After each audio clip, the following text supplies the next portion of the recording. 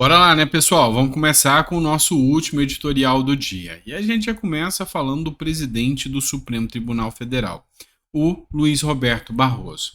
Ele deu uma declaração hoje que foi, digamos assim, polêmica. Militares foram arremessados na política e fizeram um papelão no TSE, diz Barroso. Ou seja, aqui ele faz ataques diretos aos militares falando que eles fizeram um papelão. O presidente do Supremo Tribunal Federal afirmou nesta segunda-feira que a polarização das Forças Armadas, abre aspas, talvez tenha sido uma das coisas mais dramáticas para a democracia, fecha aspas.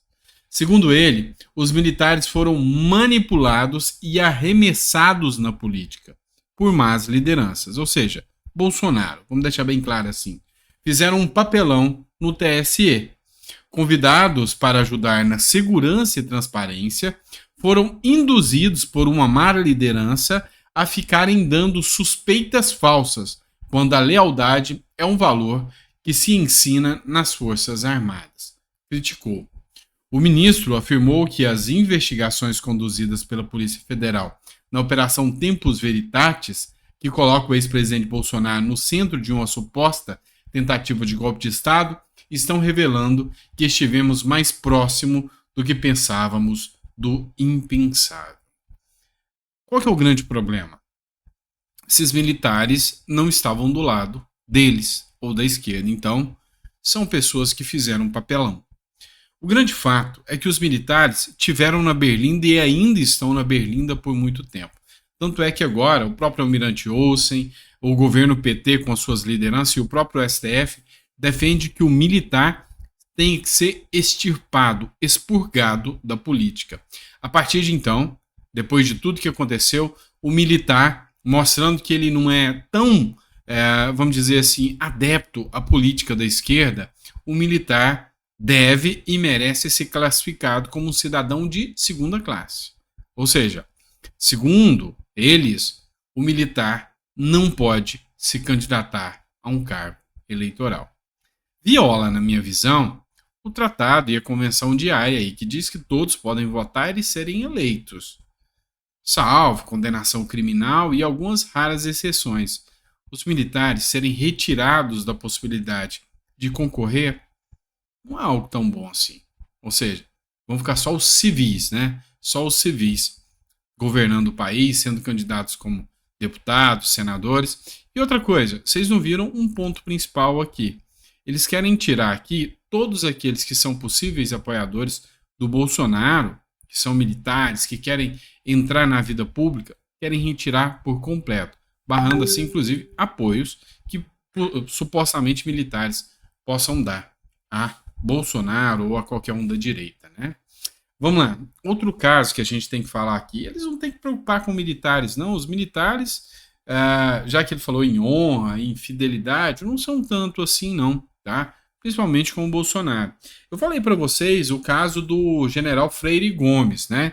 Que participou de uma oitiva por horas e falou tudo que eles queriam ouvir sobre o Bolsonaro. Agora, o comandante da aeronáutica, o Carlos Batista, também implicou diretamente o Bolsonaro. Matéria do Globo, da Bela Megali, ex-comandantes implicam Bolsonaro diretamente em plano golpista. O ex-comandante do Exército, Freire Gomes, e o ex-comandante da Aeronáutica, o Carlos Batista Júnior, implicaram diretamente Jair Bolsonaro na trama golpista investigada pela Polícia Federal. Ambos concederam longos e detalhados depoimentos aos investigadores e ajudaram a preencher as lacunas importantes do caso, segundo envolvidos na apuração. Vou reiterar uma análise que eu fiz no editorial anterior. O caso do 8 de janeiro deixou muitas lacunas, não convenceu a sua narrativa em relação à população, ou seja, a população, quando perguntada pela própria Quaest, que é uma empresa de pesquisa, falou, mais de 70%, que não acredita que existe golpe com aquelas manifestações que aconteceram lá em Brasília. Então, eles precisam dar sustância a isso. E aí, a fala dos dois comandantes, à época, braço direito do Bolsonaro, serviram, segundo a matéria, para preencher as lacunas, ou seja, para resolver o problema aqui. Entenderam o grande ponto? Ou seja, com essas duas falas desses militares, tudo que eles precisavam para ir para cima do Bolsonaro e criar a narrativa do golpe, ou seja, já que não conseguiram vincular o 8 de janeiro, trazem o 8 de janeiro até ele. É isso que aconteceu. Vamos lá. Presentinho pro trabalhador, viu? A galera aí que achava que ia comer uma picanha, cervejinha, que a vida ia ficar mais fácil, presentinho para vocês. O Luiz Bassi é repórter e ele trouxe uma matéria aqui falando sobre o saque aniversário do FGTS e como isso é impactante para os mais pobres, o quanto o Lula gosta de ajudar os pobres. Escuta, depois você me fala.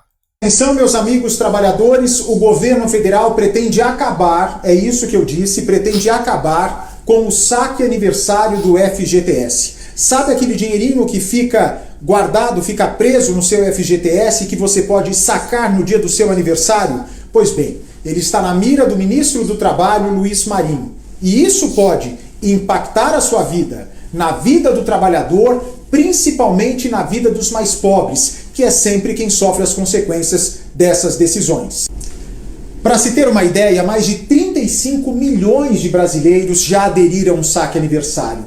Mais de 19 milhões contrataram até a antecipação desse valor. A maioria desse povo está com o nome sujo e só tem esse caminho para conseguir um dinheirinho extra. Atenção, meus amigos. Vamos lá, né? Então, ajudando aí os mais pobres a não se endividar, ou seja, não ter dinheiro para nada, né? A maioria das pessoas mais pobres hoje estão super endividadas. E uma forma de ajudar era sacando o dinheiro que é deles. Eu sou crítico ferrenho do FGTS, tá? Então, só para deixar claro para vocês, são várias as arbitrariedades desse dinheiro, que é um dinheiro do trabalhador. Fica no governo, o governo empresta esse dinheiro para o trabalhador com juros altíssimos, o trabalhador precisa do dinheiro, não consegue pegar, e uma opção que tinha era o saque aniversário. Deu determinada data de aniversário, ele podia ir lá e sacar esse dinheiro para poder conseguir aí bancar umas contas, alguma coisa, e hoje não vai poder mais sacar o dinheiro, tem que estar lá parado para o governo utilizar, e utilizar muito bem. Parabéns, né? Picanha e cervejinha não chegou e nem o saque do FGTS vai chegar também. Bora lá, pessoal, olha só essa matéria aqui da Revista Oeste. Investidores estrangeiros retiram valor recorde da Bolsa de Valores em fevereiro. O saque de recursos realizados em fevereiro foi o maior desde 2020, quando tinham sido retirados 20,9 bilhões da B3 por causa da Covid-19. É o seguinte, os investidores estão arrancando o dinheiro aqui do Brasil. Estão arrancando. E quando não tem dinheiro investido, isso impacta diretamente no mais pobre. Olha o que o Felipe Barros escreveu sobre isso aqui. O saque de recursos realizado em fevereiro foi o maior desde 2020, quando tinham sido retirados 20,9 bilhões da Bolsa Brasileira por causa dos temores da pandemia. No acumulado do ano, o investimento estrangeiro já retiraram 17,35 bilhões da B13. Ou seja, nós vamos passar tempos difíceis porque não existe um projeto econômico adequado para o Brasil e a gente vem alertando isso há muito tempo. Pessoal, vamos lá. De novo eu vou falar desse caso aqui para vocês. Mais 2 fugas em presídio de segurança máxima. Quem fez essa publicação foi o Kim Kataguiri, que escreveu o seguinte. 2 internos fugiram de presídios de segurança máxima estadual em Campo Grande, no Mato Grosso do Sul, na madrugada dessa segunda-feira. Os internos jogaram uma corda e saíram pelo muro lateral, onde não há câmeras de segurança. Mais um caso em que a falta de câmeras de segurança facilita a vida da criminalidade. É relapso, ou seja, é desleixo, é incompetência ou é conivência. É a segunda fuga de um presídio federal no ano, após 2 detentos escaparem também da prisão de Mossoró. Então, qual é o problema do atual governo com a segurança pública? É incompetência? É por isso que eles fugiram? Ou é conivência mesmo? Estão deixando acontecer e não coloca câmera de segurança para ver quem está ajudando. Os caras pegaram uma corda, pularam um muro com a corda, numa prisão de segurança máxima. Pelo amor de Deus. O Brasil é a República das Bananas mesmo, sabe? É até meio patético dar esse tipo de notícia. Vamos lá, vamos voltar a fala polêmica aqui, né? O antagonista, né, também falou sobre o caso da EBC Argentina. Milei mais determinado do que o Bolsonaro. Vocês vão entender o porquê. O presidente da Argentina fechou a agência estatal de notícias Telam, que era usada para propaganda partidária. Ex-presidente brasileiro prometeu, mas não ousou mexer na EBC. Eu também fiz críticas a isso aqui. Algumas pessoas concordaram comigo, outras discordaram, mas o que eu falei? Não adianta latir demais e não morder. O Milei latiu, igual um pincher, maluco, mas mordeu. Ou seja, não teve medo, partiu para cima. E olha só, matéria da Folha de São Paulo. Sindicatos da imprensa falam em ataque à democracia após Milei fechar a agência de notícias. O que aconteceu? Galera do sindicato tá pistola com o Milei porque chegou lá no evento, né, na Telam, na empresa, todo mundo despedido, a turma dos mamateiros que mamavam em cima dos recursos públicos com tapume proibindo a entrada. E aí disseram que a polícia deles é uma polícia autoritária, malzona, porque proibiram eles de entrar no lugar de trabalho deles. Tá todo mundo pé da vida com o Milei. Pé da vida. E o que acontece? O Milei falou o seguinte: não tô nem aí com vocês. Tá tendo protesto, a agência estatal acordou de porta fechada, ninguém pôde ir trabalhar. E aí os defensores da IBC Argentina foram protestar. Sabe o que o Milei falou? Para isso vocês servem, né? Para trabalhar em prol da Argentina, vocês não servem.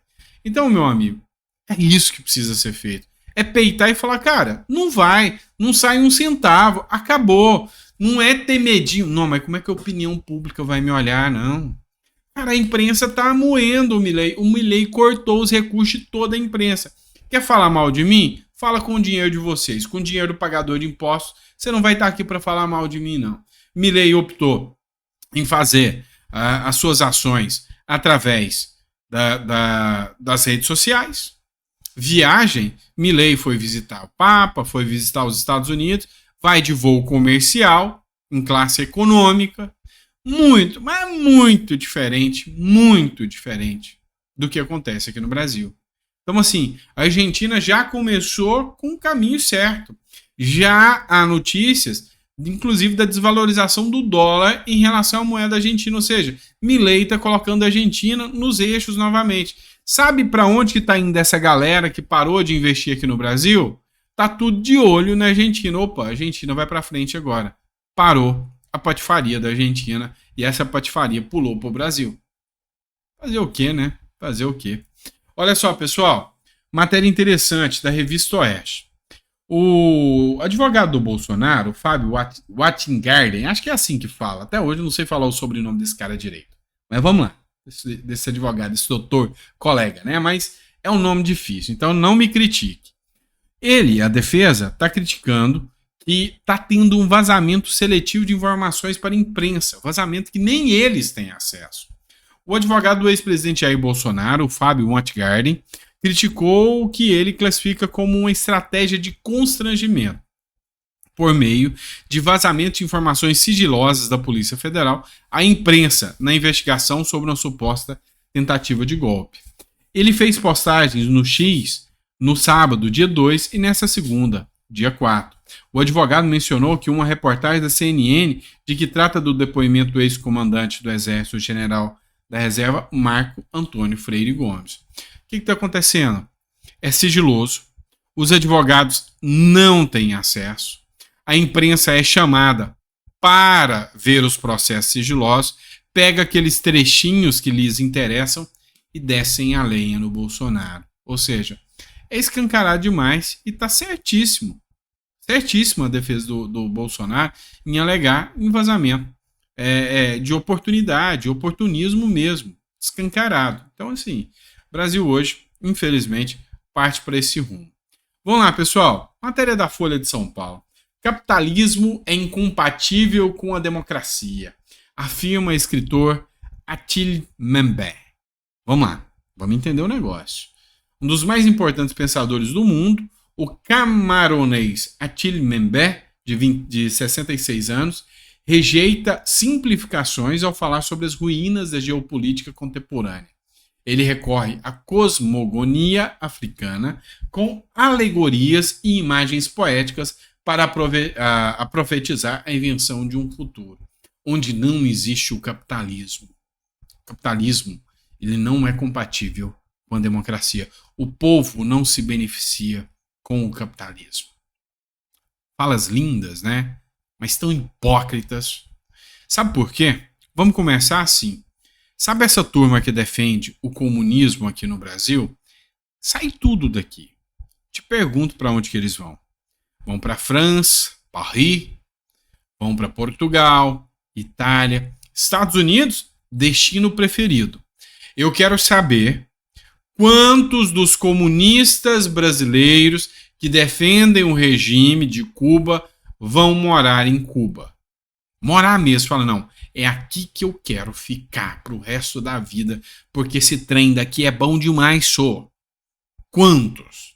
Me mostra um, eu quero saber de um que fala assim, não, ó, vamos lá, é Chico Buarque, Caetano Veloso, quem?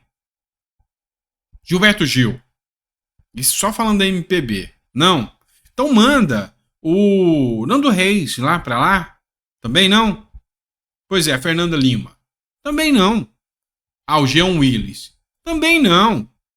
Essa turma vai para lugar onde o capitalismo tá lá, meu irmão. Ninguém vai para Cuba. Defendem Cuba, defendem o regime de Cuba, falam que tá tudo lindo pro povo de Cuba, mas ir para lá? E aí fazem livros dizendo que o capitalismo não é compatível com a democracia. Tá, deixa eu falar uma coisa para vocês. É graças ao capitalismo que você tenta vender seus livros. É graças ao capitalismo que existem agências de TV que divulgam o seu livro. É graças ao capitalismo que a Folha de São Paulo, que lucra muito com o capitalismo, diz que o capitalismo não é democrático. Vocês não acham que vocês são muito hipócritas, não? Estão de brincadeira, né? Então, se beneficiar do capitalismo para falar mal do capitalismo, fugindo do comunismo para falar bem do comunismo, brincadeira, né? Estão de brincadeira. Vamos lá, pessoal. Última matéria que eu quero tratar com vocês aqui é o seguinte, é um repeteco aqui. Eu já falei com vocês sobre essa matéria do Metrópolis aqui. Matéria do Paulo Capelli. Alexandre de Moraes alega ameaça a Lula ao prender o deputado por TikTok. Eu falei do Assunção. Então eu já tratei dessa matéria aqui com vocês. O que estava acontecendo? O deputado eleito, com mais de 100 mil votos, ele estava proibido de usar as redes sociais, mas ele tem 1,2 milhões de seguidores no TikTok e parece que ele fez postagem. Não se fala qual é a postagem, mas parece que ele fez postagens e essas postagens alcançou Lula e Alexandre de Moraes. Alvo de postagem, então o Alexandre de Moraes foi alvo das postagens. Alexandre de Moraes alegou ameaça ao presidente Lula, a ministros do STF, incluindo ele próprio ao prender o deputado. Então, ele disse que há uma ameaça ao Lula, a eles, inclusive aos ministros do Supremo Tribunal Federal, e por causa desse crime de ameaça mandou prender o deputado eleito, certo? Mas ninguém viu esse vídeo para saber o teor dessas ameaças. E eu me lembrei de um negócio. Vamos ver o crime de ameaça. Artigo 147 do Código Penal. Ameaçar alguém por palavra, escrito ou gesto, ou qualquer outro meio simbólico de lhe causar mal injusto e grave. Pena: detenção de 1 a 6 meses ou multa. Detenção. Nem reclusão cabe. E o cara foi preso. Mas não para por aí não. Não para por aí não. Somente se procede mediante representação. Representação de quem? A vítima, do Ministério Público. Pois é, a própria Procuradoria-Geral da República não pediu a prisão do deputado. O Alexandre de Moraes, que é vítima, pediu de ofício. Num caso, se ele ameaça, que o crime é de ameaça, né? Se ele fala que o crime é de ameaça, não cabe sequer prisão, não cabe sequer reclusão, é detenção. É difícil a gente falar de direito hoje no país. Sinceramente, eu tenho minhas considerações aqui hoje, porque não dá mais para falar, porque a interpretação hoje é exatamente nos termos que interessam a eles. É o Brasil de hoje, tá certo? Pessoal, obrigado por ter ficado até o final. Vejo vocês amanhã, se Deus quiser. A gente vai ter liberdade e saúde para poder discutir mais um pouco sobre política. E eu espero que, sabe, o conteúdo que a gente esteja fazendo aqui esteja contente. A gente coloca as nossas opiniões pessoais, mas coloca pontos de vista jurídicos, filosóficos, econômicos aqui para vocês. E assim, é isso. A gente tem que discutir para você entender, sabe? O que está acontecendo? O que está rolando no nosso Brasil? É assustador demais, não é? Mas é isso, tá? Obrigado, pessoal. Fiquem com Deus. Eu vejo vocês no próximo editorial. Grande abraço.